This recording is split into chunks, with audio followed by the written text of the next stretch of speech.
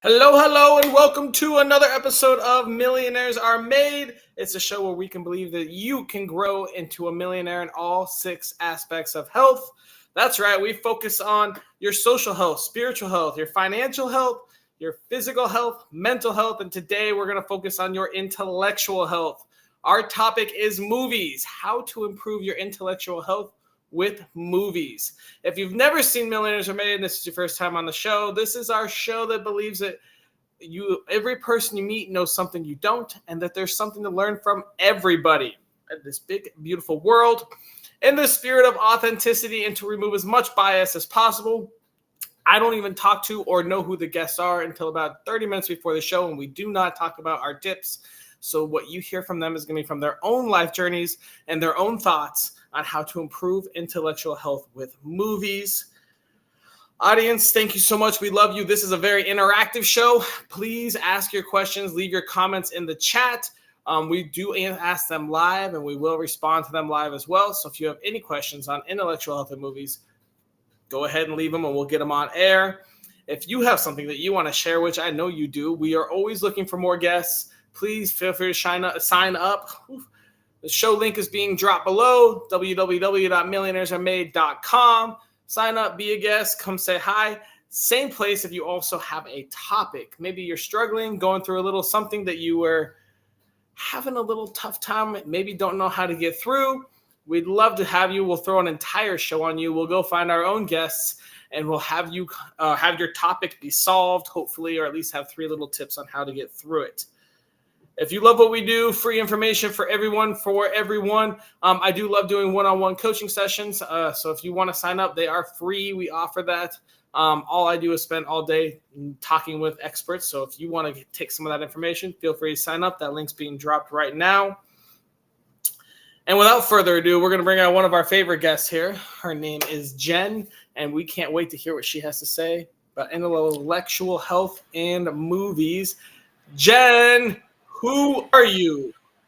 I'm Jen Fredericks. I am a prosilience coach or proactive resilience coach, and I really like to support caregivers of patients with chronic illness and just make their days go a little more easily and relieve some of that suffering with tips and tricks and emotional respite. And that's what I do.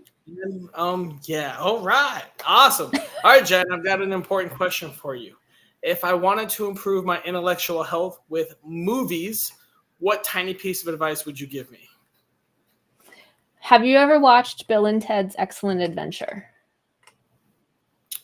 No.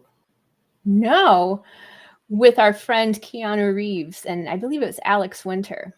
But basically, they're 2 really kind of not with it high schoolers, and they need to pass high school so that they can go on to release the music that will help millions. And in order to do that, they're sent through time to go back and learn all they need to learn for their final history exam or something like that. So you can watch Bill and Ted's Excellent Adventure, and you can learn about Socrates, as they call him, or Socrates. You can learn about Billy the Kid. You can learn about Napoleon and all of the wars. And then also it's really cool because you can see modern life through their eyes. So Socrates, Billy the Kid, because they bring them back in time to their current era, and they get to go experience, them all and see what modern life is after they've lived hundreds of years before Bill and Ted. So essentially, it's kind of like a movie that helps explain history rather than just reading it in a book.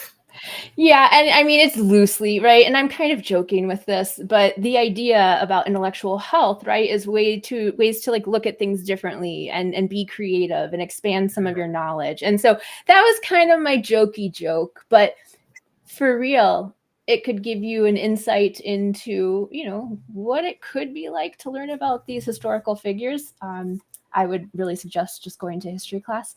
But that's my jokey joke. But my real thing is looking at movies as a way to expand your understanding And as we expand our understanding, we can also broaden our intellectual health because we aren't keeping ourselves in those boxes of thought that we tend to be in without going and looking at and being curious about how other people think and believe and live.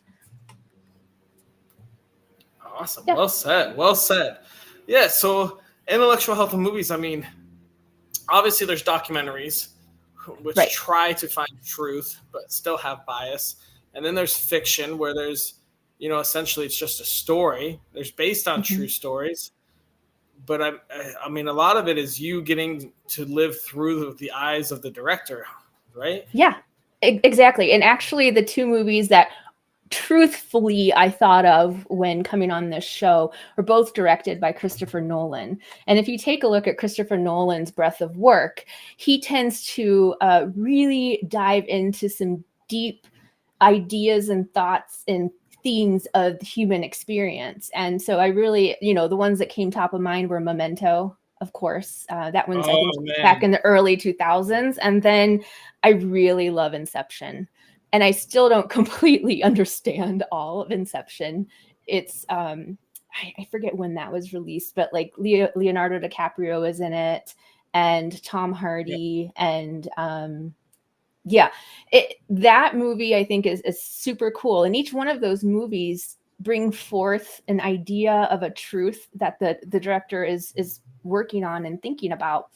So I have a tip, but I'm going to save it. But if I think about Memento and I think about Inception, I think about ways for us to step into someone else's shoes, like you said, and experience the world through a different perception or perspective and a different set of eyes. And especially Memento, I'm not going to give any spoilers, but it was like the way that it was filmed, the cinematography, the story, the way that it's edited together. I found this really great description of it in Medium by Sean Platt, and he just describes it as this puzzle box of a film. It's jagged and disoriented. It's fragmented. It just leaves you wondering what's going on. And so you're actually like bringing to mind and using your intellect in order to figure out where you are at in the movie and where the character is at in the movie. And so I think that was really great because it helped us see and it helped us live in someone else's shoes, which actually can open us up to what is truth and what is reality. And it also reminded me of and it reminded me of an experiment my daughter did at a summer camp where she actually was put in a lab that had her experience life as someone with dementia. And, they were disoriented. The lights were off. They had like plastic spikes on their feet because sometimes people with dementia have that type of sensation all the time. So movies are a way, like you said, to put ourselves in someone else's shoes and understand the world in a different way. Yeah, I mean, it's that's a great example. I like your Inception too, because Inception, if you really, he obviously Nolan has underlying themes, I believe, but it's definitely entertainment first, right? He's got big budgets, and he's got to make his money. But even the Batman, the Batman trilogies too. But I mean, the Batman, that's what I was first thinking of when you said Nolan. You've got mental health that he's kind of enlightening, even more when Joker came out, but you've got, alternate realities with Inception, the dream inside of a dream, and, possibilities of different universes or timelines and all that kind of crazy stuff that really makes you think. But obviously he provides it and portrays it in a fun and entertaining way to do it. But I don't think anyone actually knows what's happening on an Inception. I think that's... do the actors even know? We don't know. But I love when Cobb says two things that I noted that I wanted to bring up. One, an idea is like a virus, resilient and highly contagious. The smallest seed of an idea can grow. It can grow to define or destroy you.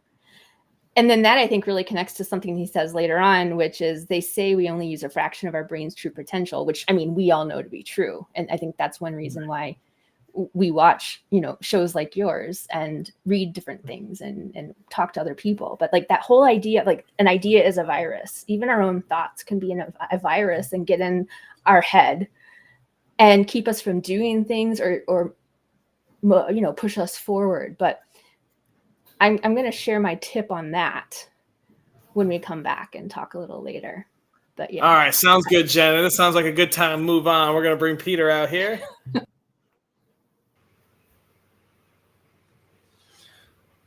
Hi. Peter, question for you. Who are you? Okay, so my name is Peter Banigo. I'm a part-time digital nomad. I used to be a serial entrepreneur in my former life. I have PTSD from that right now. Then for the last 6 years, my focus has been to help businesses use tech to gain an advantage over their competitors. And I do that through my business, Target ICT, through my podcast, the Tech Your Business podcast. So that's just the summary of me. All right, good, quick little summary. It's hard to summarize yourself in 20 seconds. Huh? All right, Peter. Let's get to the nitty gritty. If I wanted to improve my intellectual health with movies, what tiny piece of advice would you give me? The funny thing is that I'm not really a movie person, but I think one thing about movies is that when I think back about it, after books, most of my worldview, most of the ideas I have about different places, about different things, were all shaped by movies I watched. So like when I was smaller, younger and all that. And thinking about the topic, I think a tip I would give is that the best way to discover a good movie, or let's say you're not watching the movie for entertainment, you want to learn from the movie, the best way to learn from that movie is something I do when I'm on the dates, which annoys everybody. I've not seen anyone else who does that or who likes it. I usually Google the movie. I usually read the plot. I usually check it out on Wikipedia before I watch the movie or while I'm watching the movie. And why do I do this? I do this because if a movie is good, if a movie is interesting, if you're going to be captivated by the plot, you'll be interested in it after reading the plot. The plot is like maybe a couple of lines. It's not it doesn't cover every move and every camera angle in the movie. So for me, I don't really miss anything. I don't really see that as a spoiler. I really enjoy movies after reading the plot. And that way, a lot of times I'm easily distracted. So a lot of the times, if I'm watching a movie and I'm waiting for suspense, it distracts me from what's actually happening. But if I've read the plots, I know what's going to happen. I know who's going to meet who is this and who is that. I'll usually just watch it, appreciate the camera angles, appreciate the quality of the shoots, appreciate the quality of the acting, and still learn more improve myself intellectually more than if I just got in and wanted to be hooked by the suspense. So I think that's one thing I do. That's one tip I have that's really helped when the few times I watch movies. I love it. Yeah, it's always good to, it also lets you catch a little. Sometimes when you watch a good movie, you're like, man, I got to watch that again and see all the other things, because there's so much to a movie, right? Everything I missed. The story, the acting, all this stuff, and then the behind the scenes kind of stuff. But all right, hey, Peter, where on your life journey did you learn that tip? When did you start reading the plot before going in to watch the movie? I think I learned that when Wikipedia came out. I'm a bit old, so when I was younger, when I started watching movies, there was no Wikipedia back then, so I had to be forced to watch everything.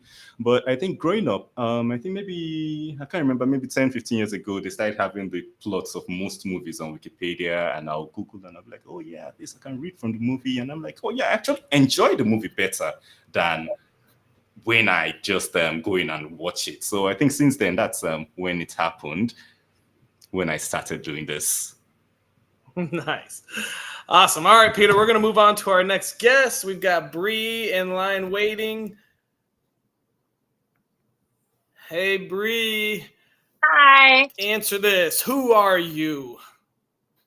So I am a transformational and healing coach. I am a mom of two and married to my high school sweetheart. I do tarot, oracle, life coaching. So kind of do a little bit of everything. I'm also a caregiver. Oh, wow. All right. All around. Many Well, let's see what you've got about this. If I wanted to improve my intellectual health with movies, what tiny piece of advice would you give me? to keep an open mind.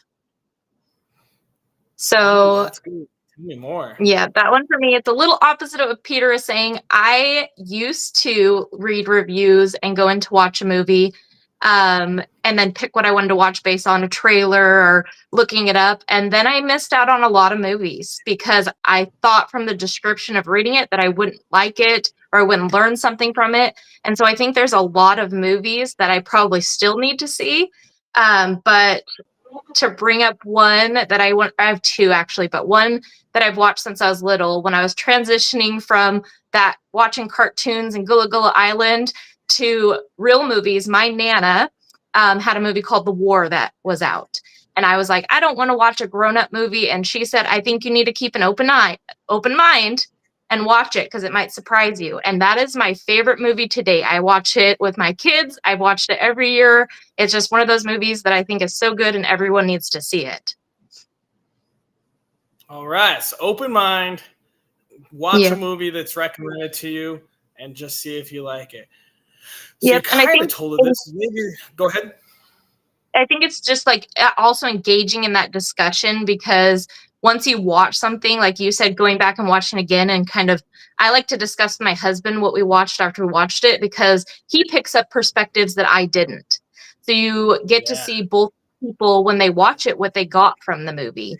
And so a little clip I wanted to say from the movie, I don't want to like spoil the movie for anybody who hasn't watched it, but it's called The War and came out in 1994. But there's a boy named Stu, and they grew up in Mississippi in a poor town.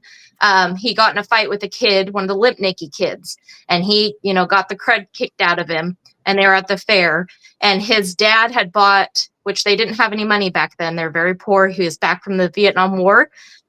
They had bought cotton candy with the last of their money for the mom and sister who couldn't come to the fair.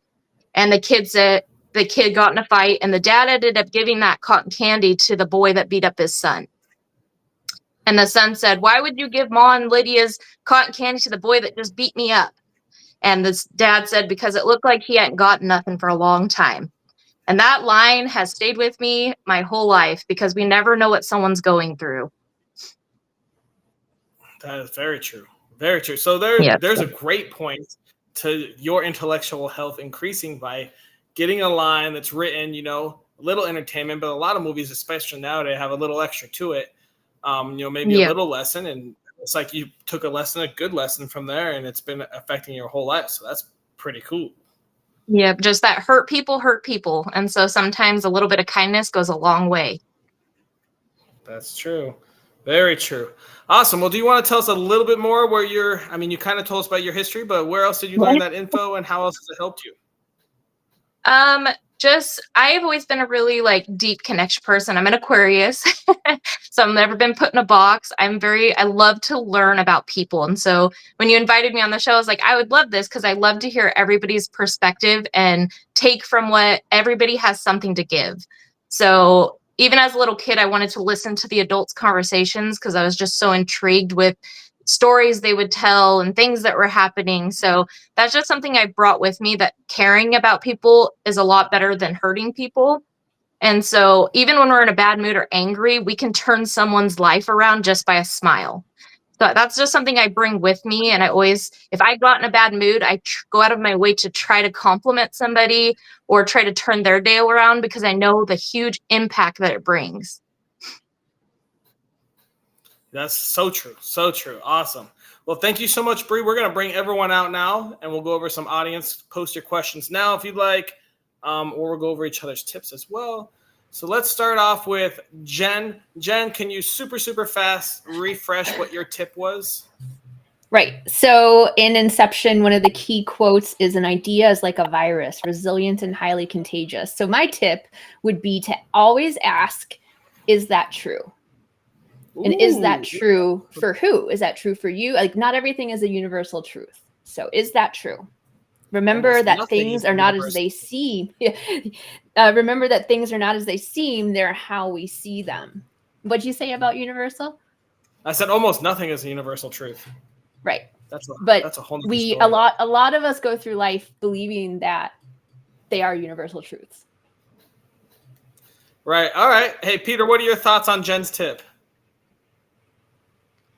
Yeah, I think I agree with her because there's one thing people say. People say try and be normal or be normal, and I always say that there's nothing like normal. There's just different. Everybody deviates in a different way, and at different times in history, in different environments, in different cultures, they have their own definition of normal. So that normal might be different from your own normal or what is comfortable to you as your normal. So I'll just say, be yourself. Don't stress anyone else out. That's a good point. Good point. Bree, what are your thoughts on Jen's tip? I 100% agree with that. So, like the saying of be yourself unapologetically. So, find your truth, find what you believe in, and don't let anybody alter that because ultimately you are the most important person. Very true. All right, so we've got a little something from the audience. I'm going to reflect a little bit. So back in my college days, my best friend then was a big movie buff, and his thing was always make sure you watch the credits because there's so many people in a movie that you never know. You know, like 3 of the actors, maybe you know the director. So every time we went to the Tuesday night 50-cent matinee, we'd have to sit there for like an extra 15 minutes and watch all the credits. What are you guys' thoughts on the people who help support the movie outside of the actors and the directors? So important. It's a cohesive unit, and it can't be brought to fruition without everyone's playing together. I have a degree in theater, and being on stage, I mean, you see everything that goes on behind the stage, even above the stage in the rigging for the lights and the mics and the props and the actors. The actors are one small piece of it, and they're the ones who are bringing it to life, the words off of the page for everyone. So it's super important to recognize everything that goes into a movie or a play or any of those types of things. All right, question from the audience. What's your favorite genre? Oh, science fiction, dystopian science fiction. All right, science fiction. I'll say dystopian. not horror movies. My husband and daughter will watch horror movies all the time, and I'll go into another room and read or something. I can't do the jump scares, but it just brings my anxiety level up too high. So I'll say not my favorite genre, horror. I'm kind of with All Jen. right. I'm no horror movies. Maybe like the dramatic, suspenseful movies. I like documentaries a lot. So, I mean, I could watch Hope Floats over and over again. So I guess I kind of like a rom-com, but then I also like the Inception and some of the ones that bring like a deeper meaning and is thought-provoking. But sometimes you just need to watch an Adam Sandler movie. Which is deep and thought-provoking. It can be. Like, it's too hot out here for a damn penguin. Yeah. I'm a big fan, like Peter, of future dystopian movies too. Oh, here we go. We got a question. What genre of films do you think are best for intellectual growth?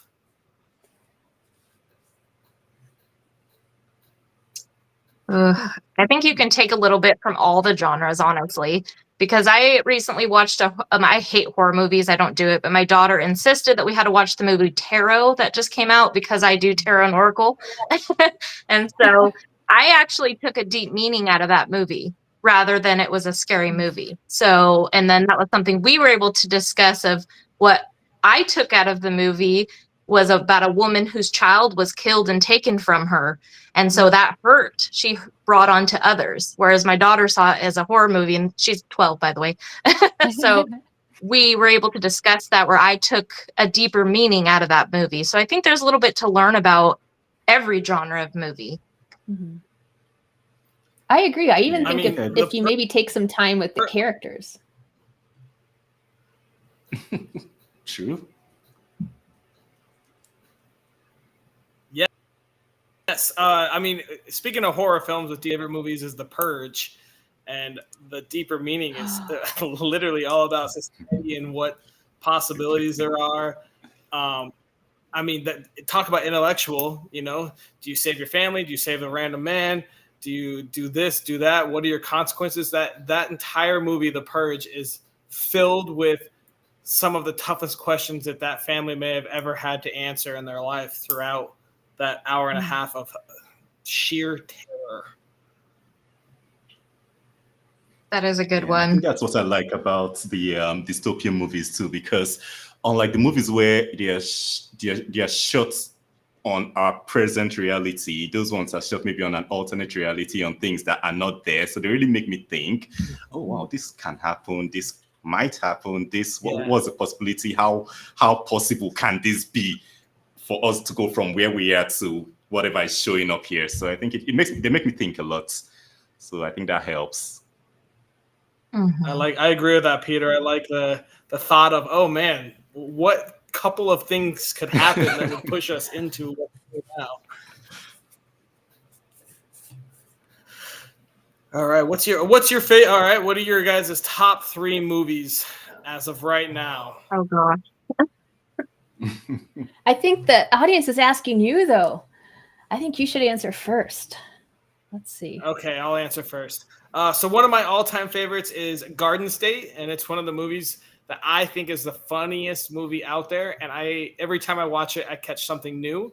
And I also especially on intellectual health, I think it explains a little bit of mental health and the difficulty of relationships and death and grief. And I think it has a lot of that all in one little movie with a bunch of little funny scenes in between. So big fan of the Garden State. Good job, Zach Braff. Purge is a really good one too, because I do like horror films, but I also like the kind of dystopian, the possibility, and I like the difficult thought. I mean, you could talk intellectually about The Purge after watching it for hours on the difficult choices there. You know, my daughter's life versus these 5 people's life versus, oh my gosh, treating your neighbor right. I mean, you can go into so many topics of discussion there. Another good one is Eternal Sunshine for the Spotless Mind. I thought that was a really good play on the difficulty of modern life in general. And it was kind of a cool dystopian option as well. So I guess I lean towards that as well, pretty well as well, Peter. What are you guys' favorites? When do you take over? I really like Dogma. I forget who the directors are, but that's a great one. Like any of the one, like Mallrats, Dogma, those types of kind of comedies. I also really enjoy Spanglish, which is a great movie that Adam Sandler is in. So I get a little bit of Adam Sandler with a little more, content or deeper meaning. And then I usually don't like a lot of action films, but during COVID, my family and I ended up watching all of the Marvel movies, like in order. I think I'm saying the right universe. I think it's the Marvel universe and the Guardians of the Galaxy. Like I really love that movie. I think that one was fun because I love the music, I love the humor, but I also love the mission that they were on. So. All right, I agree. All right, guys, we are at the point in our show where we need to come up with our daily challenge. So this is something that we all are going to challenge ourselves as well as our audience to do every day. The rules: it must take less than 5 minutes a day. It must cost $0. It must be available to anyone in the world from Japan to Nigeria. And it must be something that improves our intellectual health with movies. What are your thoughts for that challenge? I think definitely, like how I said, being open-minded. I think maybe we could give some suggestions of movies that we all haven't seen and try to make a plan to watch at least one movie or maybe 3 movies that we have never seen. And then maybe engage in discussion about them with friends, family online. Yeah, I'm thinking that I just thought of that. I think probably a movie in a genre that you would never watch. Yeah. Or what about if taking a little twist on that for, those who may not have access to movies, if you just ask other people if they learned something about a movie that they wanted to share. I am totally down with trying to watch 3 movies a week. I'll do that. But maybe for those who don't have that access, we could, they could just instead say, hey, person on the train next to me, what's your favorite movie and why? That engaging in discussion, yeah.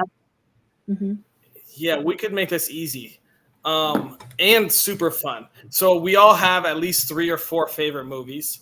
So there's 7 days in a week. So we could make, I guess you really could talk about themes, an actor, maybe a director. So it's the problem I have with talking to a stranger, like on a bus or whatever, is that they may not know that actor or they may not be a movie buff. But I do like the idea. Maybe we just ask someone else, ask a stranger, or screw it. You can ask your friends and family what their top 3 movies are. So we start learning other people's movies and then asking them why for each one and making them describe it. That should take less than 5 minutes. What's your top 3 movies and why? How do you guys feel about that? Yeah. And then I'd like to just bring up the whole thing too of like being in awareness, right? Let's stay in awareness when people are sharing this information, kind of like you were saying, Bree, and you were saying too, Peter, about keeping open mind and learning new things. So when they share this, be open-minded about it, and then you can ask yourself, hey, is that true for me? And also depending on the person, if it's a random person on the street, maybe you don't care much about their opinion and go watch the video. But if it's like your partner or your mom and you're like, oh, I haven't seen that movie, that's one of your favorites, and you're like, shit, and then you go watch it, and now you can connect with your mother as well too, or whoever recommended that to you. I love ask someone about their 3 favorite movies and why. I think that's actually really cool. Any other thoughts to add to it? I don't think so. I think that's pretty to the point, easy for all of us to do. Yeah, I think that's simple. Everyone's seen movies. Everyone can watch it. Awesome. All right, well, we got our daily challenge in. Thank you guys for everything. We're going to wrap up this show real quick. I'm going to put you guys backstage. Movie sayings. I know you wanted a challenge for 3 movies in a week, but that's more than 5 minutes a day. Just wanted to thank you all for watching Millionaires Are Made. This concludes our show. We got 3 awesome guests, 3 awesome tips, intellectual health and movies, and how people always say, why wasting your life away with TV, movies, and that stuff. But really, someone creates it. It's art. There's people that do a lot of things that go into it, from sound to audio, those are the same thing, to visuals and costume design, all sorts of stuff. Hope you learned a little bit something. Our challenge is to spend every day, ask 3 people about their favorite movies and why. That's the key thing. Let's learn. Let's grow.